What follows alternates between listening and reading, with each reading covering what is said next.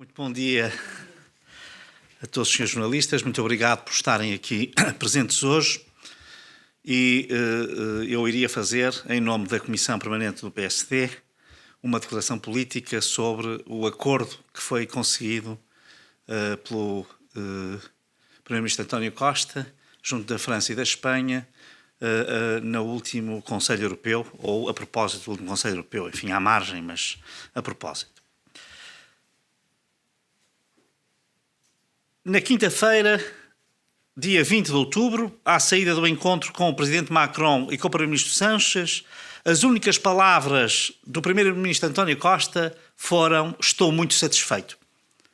Todos julgávamos que ao fim de 7 anos, em que fez muito pouco e nada conseguiu em sede de interligações, o Primeiro-Ministro teria finalmente posto em marcha os acordos de 2014 e a Declaração da Cimeira de Madrid de 2015 entre os 3 países, a Comissão Europeia e o Banco Europeu de Investimentos.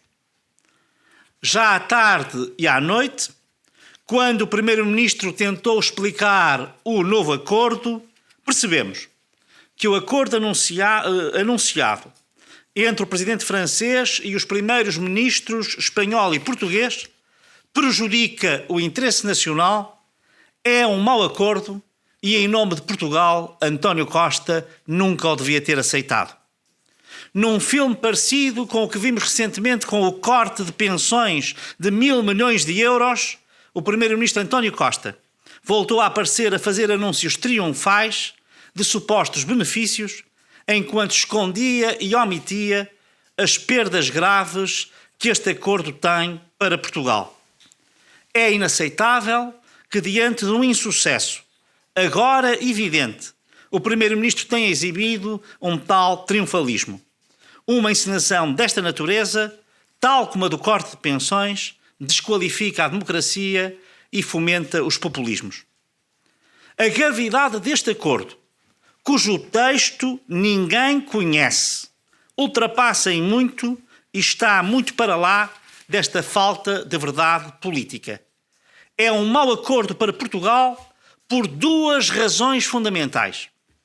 Primeira razão: Portugal ficou pior, porque caíram os compromissos que existiam, firmes, calendarizados e financiados desde 2014, para a construção de 2 interligações elétricas nos Pirineus.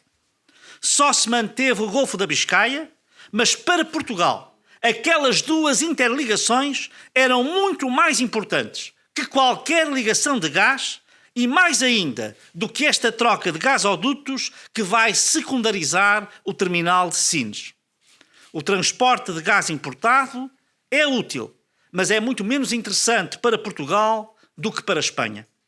Durante 7 anos, o governo socialista de António Costa fez muito pouco e nada conseguiu quanto às interligações elétricas. E agora, o que se tinha conseguido numa negociação difícil em 2014 foi deitado fora, contentando-se António Costa com uma fórmula vaga, remota e pia de que um dia mais tarde, sem prazo, se identificarão, avaliarão e implementarão novos projetos de interligações de eletricidade. Em resumo, a poderosa indústria nuclear francesa ganhou, as energias renováveis portuguesas perderam. Segunda razão: o acordo também é mau para Portugal na dimensão das interligações do gás, porque faz uma troca de gasodutos que menoriza o terminal de Sines. O abandono do MidCat, da interligação dos Pirineus, pela nova interligação entre Barcelona e Marselha, o Barmar, vai valorizar os terminais espanhóis de Barcelona e de Valência e faz com que Sines deixe de ter importância estratégica. Fiquem assim em causa o objetivo nacional que tantas vezes repetiu António Costa de fazer do Porto de Sines a porta da entrada atlântica do gás liquefeito na Europa, do gás natural liquefeito na Europa. Mesmo a questão do hidrogênio verde suscita dúvidas. Não sabemos como são as condições de produção e, para integrar Portugal no corredor de energia verde, não basta a ligação Celurico da Beiras à Amora, que aliás reprovou no teste ambiental. É preciso adaptar toda a rede e não se sabe nada sobre isto. Sines estará ligado a Barcelona através desse corredor Celurico da Beira e Zamora, mas vai ter de competir com 7 terminais existentes em território espanhol, incluindo aqueles que se encontram mesmo em Barcelona ou na vizinha Valência. Numa palavra, no gás, Barcelona e a Espanha ganharam, Sines e Portugal perderam. Temos mesmo de conhecer o acordo, que ninguém sabe como está feito e se está sequer assinado. Senhor Primeiro-Ministro, mostre-nos o acordo na íntegra. Temos de começar agora do zero. Foi um desperdício de tempo, de dinheiro, de trabalho, de logística, de trabalho no terreno. Há perguntas essenciais por responder. Quanto vai custar este projeto a Portugal, quando o anterior tinha todo o financiamento previsto e garantido? Quanto vai custar? Quem vai pagar? Que aumento terão a fatura de energia dos portugueses com este novo projeto de gasoduto entre Barcelona e Marselha? E quanto tempo vai demorar? A imprensa espanhola fala em 5 a 7 anos. A imprensa francesa já só fala em 2030. Afinal, não será isto apenas areia para os olhos dos portugueses? Se o primeiro-ministro Costa não foi capaz de levar Macron a cumprir o acordo anterior, que garantia temos de que vai cumprir este acordo que agora foi feito? É um acordo sem prazo, sem preço, que não serve o interesse nacional, nem serve o interesse europeu. Em matéria de interconexões, na quinta-feira, pela mão de António Costa, trocamos o valor das nossas renováveis e o potencial do Porto de Sines por um prato de lentilhas.